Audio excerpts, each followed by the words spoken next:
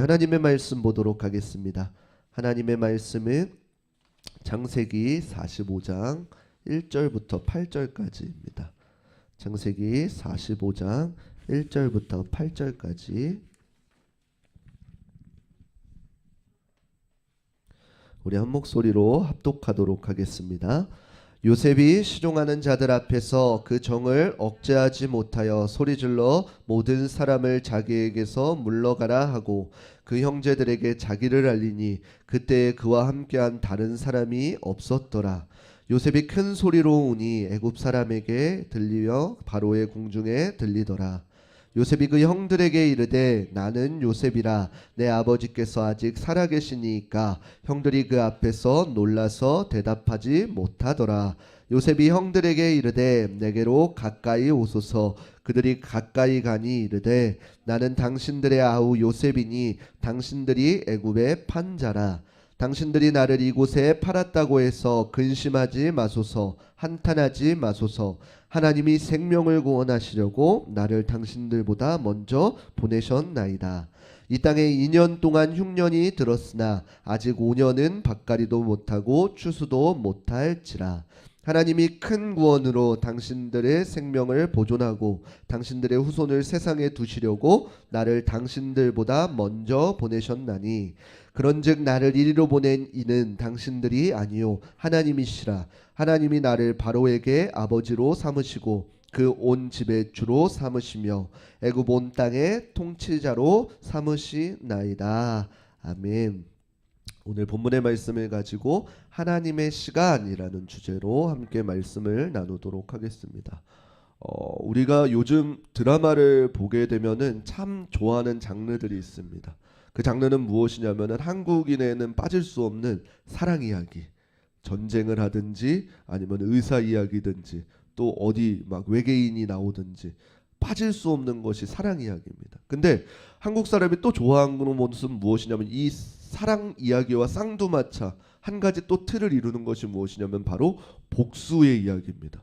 주인공이 통쾌하게 고난을 당하다가 나중에는 이제 내가 고난을 받았으니까 이제 마지막 화쯤 되어서 이것을 철저하게 하나하나 깨부수면서 복수하는 것을 보면서 우리는 이 간접적으로 쾌감을 느끼고 저 사람이 정말로 저렇게 성장하는 것을 내가 봐왔는데 하면서 기쁨을 같이 누릴 때가 있습니다. 오늘 본문의 요셉의 이야기는 우리가 너무나도 잘 알고 있습니다. 그리고 자녀들 혹은 다음 세대들한테 교육할 때 무엇이라고 교육하냐면은 너희도 요셉처럼 막 꿈을 꾸어라. 너희도 정말로 큰 꿈을 꾸어서 하나님께서 이루실 꿈을 꾸어라 라고 이렇게들 이야기하고 있습니다. 그런데 오늘 본문을 우리가 조금 다른 각도로 보았으면 좋겠습니다. 왜냐하면은 이 요셉의 꿈 이야기는 단순히 꿈으로만 치부하기에는 하나님께서 일하신 일들을 바라볼 수가 없습니다. 왜냐하면은 단순히 꿈이기 때문에 하나님께서 성취하셨다라고 한다면은 우리가 오늘날 꿈을 꾸고 비전을 갖고 나아갈 때 우리에게 어떠한 고난이 없어야 되고 어떠한 환란이 없어야 됩니다. 그러나 이 요셉의 삶을 살다 보면은 지켜보면 어떤 이야기들이 나오냐면은 굉장히 그 삶 가운데에서 어려움들을 많이 겪은 것을 알 수가 있습니다.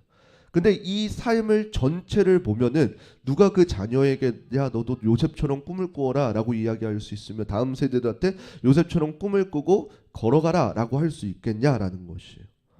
이 요셉은 야곱의 11번째 아들입니다.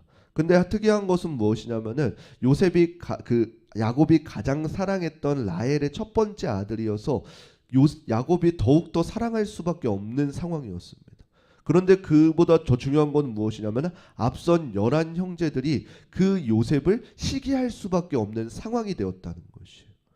그런데 요셉의 성격은 또한 어떠한가요? 성경에서 기록한 것은 요셉의 역할이 무엇이었어요? 색동옷을 입고 형들이 양을 잘 치나 안 치나 돌아보는 것이었어요. 그래서 형들이 양을 잘 안 치면 어떻게 돼요? 아버지께 가서 이야기하는 것이. 오늘날 만약에 우리의 형제들이 부모님한테 우리의 연약함들을 이렇게 일르는 역할이라고 생각해봐. 하물며 그 애는 일도 안 하고 사랑만 받는 아이인데 그러면 어떻게 돼요? 당연히 얄밉고 질투가 날 수밖에 없어요. 그런데 요셉은 거기서 한 발자국 더 나아가 어떠한 일을 하나요?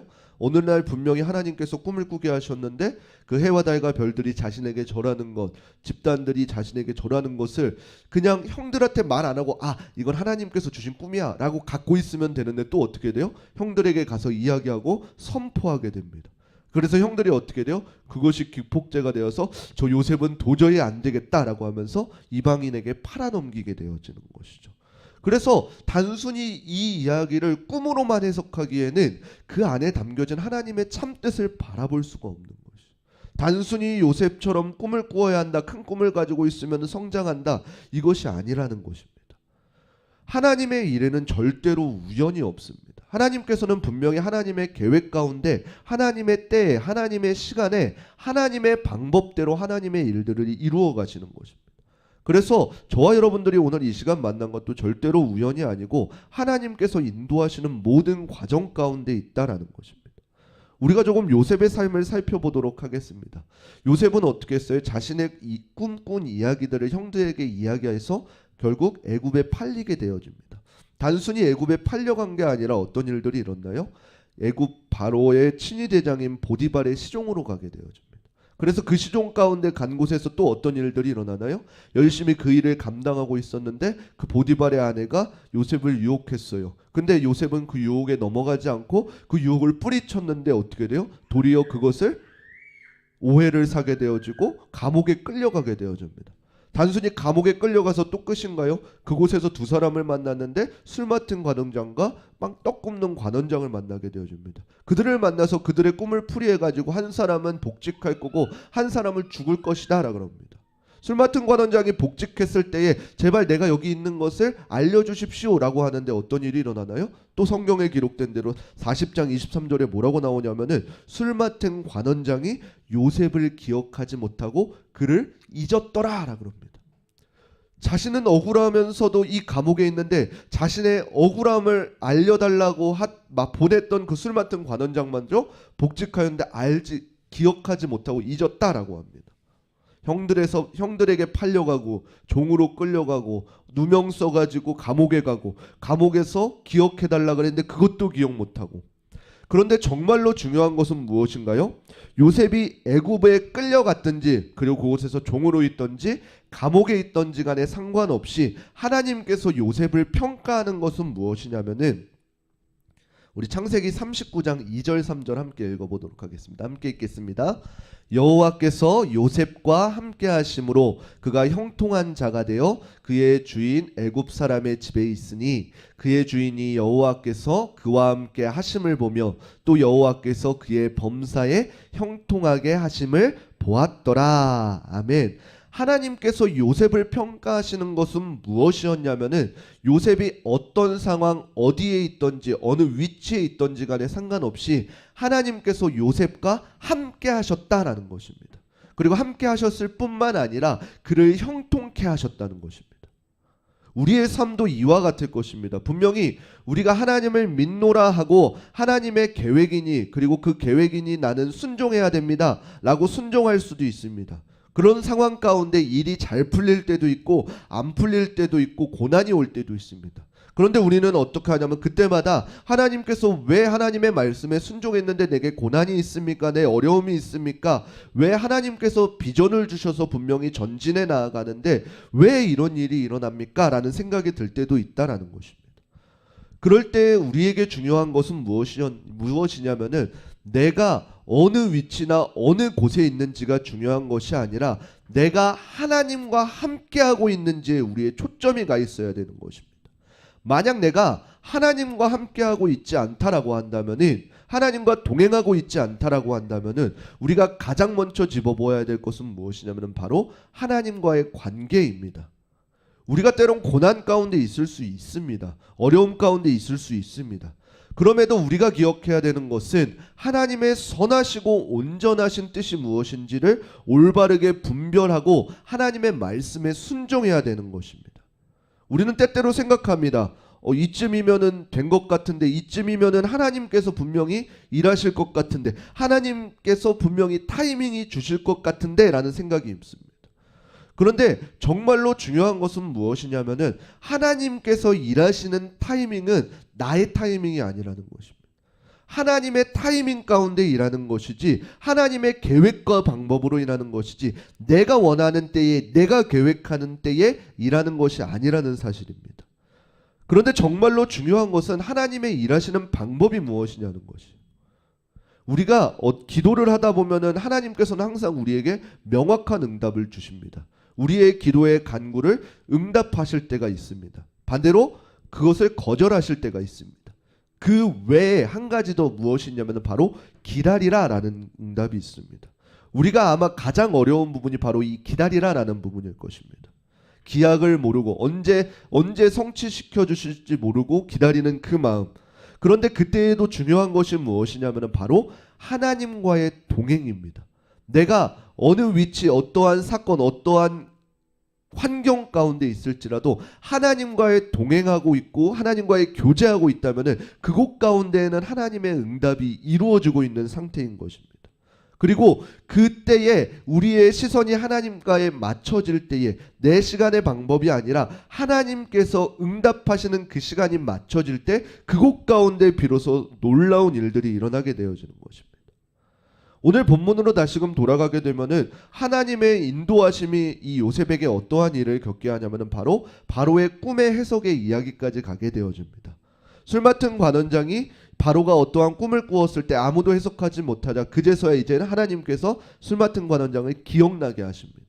그리고 그 기억을 통해서 어떻게 되냐면은 그 바로의 꿈을 요셉이 해석해 주게 되어지죠. 7년의 풍년과 7년의 흉년을 통해서 이 요셉은 어느 자리까지 가게 되어지면 결국에는 그 강대국이라고 하는 애굽의 총리 2인자의 자리까지 올라가게 되어집니다. 요셉은 아마 이 매 순간순간 하나님의 일들을 몰랐을 것입니다. 만약에 자기가 생각해 보세요. 내가 이방 나라의 한 백성일 뿐인데 큰 강대국의 외국에 가가지고 내가 그곳에서 총리가 될 거야? 이런 것은 생각도 안 했을 것입니다. 그런데 중요한 것은 무엇이냐면은 이 요셉의 자세는 단순히 꿈을 향한 갈망이 아니라 그가 어느 곳에 있든지 어디에 있든지 그 요셉은 하나님과의 관계에 집중하였다는 사실입니다. 종으로 있었을 때나 감옥에 있었을 때나 요셉의 모습은 다른 것과 상관없이 요셉을 소개할 때 성경이 함께하는 것은 무엇이냐면 바로 여호와께서 요셉과 함께 하시고라는 이 단어입니다. 이 단어가 얼마나 감사한지를 모릅니다. 여호와께서 요셉과 함께 하시고 그리고 여호와께서 우리 흐르는 교회와 함께 하시고 이러한 것들이 우리에게 날마다 이루어질 때에 우리가 이 하나님과의 관계를 집중하다 보면은 하나님께서 나를 향한 계획들이 놀랍도록 성취되어져 나가는 것을 우리는 볼 수 있을 것입니다. 그래서 결국에는 이 7년의 풍년이 끝나고 흉년이 찾아왔을 때 어떤 일이 일어나냐면은 애굽은 그 7년의 풍년 동안에 많은 곡식들을 모아둡니다. 그러나 이방 나라들은 어떻게 돼요? 흥청망청 풍년이다 하고 놀게 되어집니다. 그리고 그 흉년이 찾아왔을 때 어떻게 돼요? 온 나라들이 곡식이 없어서 벌벌 떨게 되어집니다. 그러나 단 한 곳 어디냐면은 바로 이 애굽은 요셉으로 인해서 그 흉년일 때 쓰려고 풍년 동안 쌓아둔 곡식이 있었다라는 것입니다. 그래서 이국 각지에서 이 애굽으로 식량을 사러 많은 길을 오게 되어집니다. 그 곳 가운데에 그 사람들 가운데에 오늘 본문 요셉의 형들이었던 이 야곱의 후손들까지 야곱의 가정까지도 이 애굽에 찾아오게 되어지는 것입니다. 그래서 오늘 본문의 말씀에 일이 이루어지는 것입니다. 형들과 요셉의 만남들이. 만약에 저와 여러분들이 이 요셉의 입장이라면 어떻게 하시겠습니까? 나는 이제 큰 나라의 총리예요. 그런데 나를 판 형들, 나의 원수와도 같은 나의 고난을 주었던 그 형들이 그 곡식을 사러 왔어요. 그러면 우리가 이제 할 수 있는 것은 무엇이에요? 나는 권력자고 이 사람들은 권력이 없는 자예요. 우리가 세상의 이야기로 하면은 아까 서두에도 이야기했듯이 이제는 무엇 할 때요? 복수를 할 때요. 근데 이 생각을 저만 이렇게 생각하는 건가요? 복수에 불타올라 가지고. 그런데 오늘 본문에 보게 되어지면은 요셉이 생각한 것은 무엇이에요? 창세기 45장 5절 말씀 우리 함께 읽어보도록 하겠습니다. 창세기 45장 5절 함께 읽겠습니다. 당신들이 나를 이곳에 팔았다고 해서 근심하지 마소서, 한탄하지 마소서. 하나님이 생명을 구원하시려고 나를 당신들보다 먼저 보내셨나이다. 아멘. 이 요셉의 고백은 단순히 자신이 뻗대기 높이기 위함이 아니라 이 요셉의 삶의 믿음의 고백이었던 것입니다. 단순히 이것은 이곳에 자신을 애굽 총리까지 오게 하신 것이 형들이 아니라 하나님의 깊은 뜻이 있어서 하나님의 보호하심 가운데 하나님의 인도하심이 나를 이 자리까지 이끌어왔다라는 고백인 것입니다.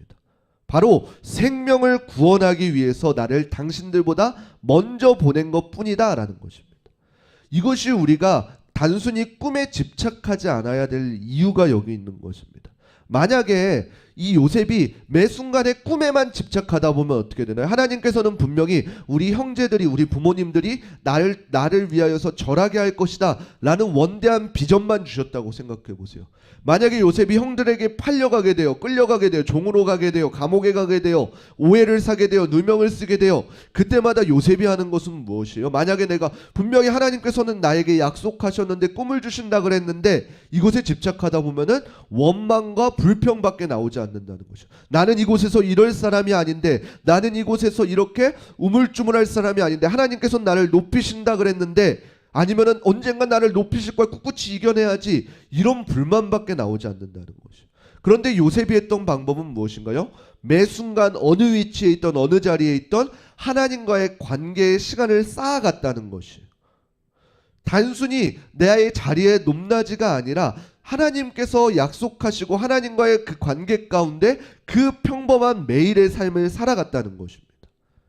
그러면 우리의 삶 가운데서는 무엇인가요? 분명히 하나님께서는 우리에게 하나님의 방법과 뜻이 있습니다. 한 사람도 거저 하나님께서 창조하신 사람이 없다라는 사실입니다. 그리고 분명히 우리가 우리의 삶 가운데 어떻게 돼요? 하나님께서 말씀하신 거는 하나님 먼저 그 나라와 그의 의를 구하면 하나님께서 더하신다 그랬는데 왜 나는 하나님의 일들을 감당하는데 왜 나의 것들을 채워주지 않나요? 라는 이러한 불평을 할 수가 있습니다. 그런데 우리가 매 순간 하나님과의 관계와 하나님과의 그 어떠한 동행함에 집중하다 보면 어떻게 돼요? 그 모든 순간들이 하나님께서 나를 보내신 목적과 이유가 있을 것이다 라는 시선으로 변환되게 되어집니다. 그러면 우리의 삶이 단 한순간도 거저 보내는 시간이 없다라는 사실이에요. 하나님의 기도의 응답, 단순히 기다려라 라는 이 응답이 우리를 방치하는 것일까요? 전혀 그렇지 않다라는 것입니다. 그러면 그 기다리라 라는 이때는 언제인가요? 하나님께서 여전히 보이지 않는 손으로 저와 여러분들을 인도하시고 있다라는 이야기입니다. 이 성경의 많은 역사들을 보면은 굉장히 기독교가 어려운 시절들이 많았습니다. 세상 사람들이 지금 이제는 저 하나님을 믿는 사람들, 예수님을 믿는 사람들은 도저히 안 될 거야 라고 하는 시대들이 정말로 많았습니다. 그리고 세상을 핍박하는 사람들이 있었습니다. 성경의 이야기만 보아도 이스라엘들이 망하고 이스라엘들이 종으로 끌려갔을 때에도 이제 저 나라는 안 될 거야, 애굽에 종살이 됐으니까 이제 더 이상 안 될 거야 라고 하는 그 시기였습니다. 그런데 하나님께서는 어떻게 하셨나요? 단순히 그들을 종으로 붙들어 주지 않고 하나님의 철저한 계획 가운데 아무도 알지 못하였지만 이미 창세기에서 말씀하신 대로 430년이 지난 이후에 출애굽하는 역사를 맡게 되어집니다. 단순히 그것만 있나요? 그 북이스라엘과 남유다가 나뉘어졌을 때에도 세상 사람들은 하나님을 믿는 사람들의 결말을 봐 라고 했을 것입니다. 그런데 하나님께서는 어떻게 했나요? 그 상황 가운데에 둘로 나뉘었던 이스라엘 백성들을 결국에는 하나로 묶게 되어지는 결과를 맞게 되어집니다. 이것이 조금 와닿지 않으면 오늘날 우리의 역사 가운데는 어떻게 하나요? 로마가 전 세계를 지배했을 때 로마의 그 10대 박해, 기독교 10대 박해라고 하는 그 어려움 가운데 이제는 더 이상 기독교는 일어설 수 없을 거야, 저렇게 핍박당하고 어려움을 당하니까. 그런데 어떻게 됐나요? 그때에도 하나님의 말씀을 지켜오며 하나님의 일하심을 갈구하는 그 사람들을 통해서 교회는 다시금 역사하고 일하게 되었다는 사실입니다. 조금 더 오늘날로 와볼까요? 지금 이 시대는 기독교가 조롱받습니다. 어디 가서 나 예수님 믿습니다, 하나님 믿는 사람들입니다 라고 하기 부끄러울 때도 있습니다. 왜냐고요? 우리의 어떠한 행동들이 제약되게 되어지고 외부의 시선들이 느껴지니까요. 그래서 이 시대는 정말로 기독교가 조롱받고 박해받는 시대인가요? 아닙니다. 오늘날에도 여전히 구석에서 예배하고 하나님을 찬양하고 하나님 앞에 전적으로 달려나가겠노라고 고백하는 다짐들을 하는 사람들이 여전히 일어나고 있다는 사실입니다. 이처럼 하나님께서는 하나님의 방법대로 하나님의 시간에 맞춰 보이지 않는 손으로 오늘날 저와 여러분들이 이렇게 인도하고 계십니다. 그리고 오늘날 우리가 함께 예배할 수 있는 이유도 무엇이냐면은 하나님의 철저한 계획하심과 인도 가운데 저와 여러분들이 함께 이렇게 모여서 예배할 수 있는 것입니다. 그러면은 우리가 이제 앞으로의 삶은 어떠해야 되나요? 우리의 앞으로의 삶 또한 여전히 어려움과 고난이 있을 것입니다. 그러면 그때 우리가 집중해야 되는 것은 무엇인가요? 단순히 우리의 환경과 어려움을 두고 그것에 불평하며 불만하는 것이 아니라 하나님께서 이 시간을 통해서 나를 무엇을 인도하시고 어떻게 그 하나님의 보이지 않는 손이 여전히 우리를 인도하시는지에 집중해야 되는 것입니다. 그래서 철저하게 하나님과의 관계를 세워가는 것입니다. 저는 여러분들의 직접적인 삶을 알지 못합니다. 그러나 중요한 것은 어떠한 삶과 여정 가운데 있을지라도 하나님은 저와 여러분들과 동행하시고 형통케 하신다는 사실입니다. 그러한 삶을 믿는 삶 가운데에 우리가 날마다 믿음 생활을 해나가는 것입니다. 이렇게 이야기하면 생각합니다. 제가 너무 세상을 모르는 것 같나요? 라는 생각이 들 수 있습니다. 분명히 그럴 수 있습니다. 왜냐하면은 제가 믿는 하나님은 어떠한 하나님이냐면은 내가 생각했던 세상의 어떠한 그 문제보다 더 크신 하나님이라는 사실입니다. 생각해 보십시오. 이방인들이 그 당시에 가장 강대국이라고 했던 그 애굽 왕의 총리가, 애굽의 총리가 되어질 수 있는 확률이 몇 %이겠습니까? 오늘날로 이야기하면 무엇인가요? 아무것도 없는 한국인 제가 그 지금의 강대국이라고 있는 미국의 부통령이 되어질 가능성이 얼마나 되냐라는 것이요. 정상적인 루트로 밟는다고 하더라도 꼬부랑 할아버지가 될 때 어떠할 때 있을 것입니다. 아무도 가능하다고 생각하는 사람이 없을 것입니다. 그러나 오늘 본문에도 나와 있듯이 하나님께서는 어떻게 하시나요? 하나님께서는 그것을 가능하게 하십니다. 분명히 오늘 말씀을 보게 되어지면 요셉의 삶은 정말로 어렵고 기구했습니다. 형제들에 의해 팔려나가고 종으로 끌려가고 감옥에까지 가게 되어지는 삶을 살았습니다. 그것이 단순히 1년, 2년만 고생한 것이 아니라 약 13년의 삶이 이러한 억울한 삶, 고난의 삶을 살았다는 것입니다. 누가 이처럼 요셉의 삶을, 고난을 감당할 수 있겠냐는 것이죠. 근데 그 가운데 정말로 중요한 것이 무엇이냐면은 단순히 우리가 보기에는 이 요셉은 고난의 삶을 살았어, 어려운 시간을 살았어 라고 하지만 하나님의 시선으로 보았을 때에는 이 요셉의 고난의 시간이 무엇이었냐면은 아무것도 없는 이방인을 하나님의 방법대로 가장 큰 자로 세우기까지 가장 최단의 거리였다라는 것이에요. 이 요셉 한 사람의 자신의 인생을 보게 되면 굉장히 어려운 13년의 시간이었지만 하나님의 시간으로는 하나님의 구원의 계획까지 가장 빠른 루트였다는 것이에요. 그렇기 때문에 저와 여러분들이 하나님의 시간을 감당해낼 수 있는 능력이 여기서 나오는 것입니다. 내 시간이 아니라 하나님의 시간이기 때문에, 그리고 그 하나님은 절대로 실수하지 않는 하나님이시기 때문에, 이미 말씀하시고 그 말씀을 성취하시는 하나님이기 때문에, 그래서 요셉이 그 13년간 견딜 수 있었던 이유는 무엇이냐면은 그 긴 시간 동안 하나님과 동행한 시간이었기 때문입니다. 10년, 13년이라는 어려운 고난의 시간 가운데 매 순간 하루하루의 삶이 하나님과 동행하는 삶이었던 것이에요. 고난의 연속처럼 느껴지는 우리의 삶일 수도 있습니다. 어찌 보면 현재의 삶이 우리의 마음에 들지 않을 수 있습니다.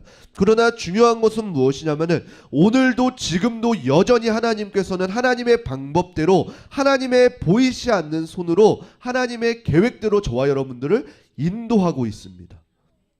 우리가 보기에는 단순히 그 길을 뺑 돌아가는 것 같고 멈춰져 있는 것 같고 가시밭길 같을지라도 하나님의 인도하심은 언제나 저와 여러분들을 가장 선한 길로 인도하는 사실을 오늘 말씀 가운데 믿으시기를 바랍니다.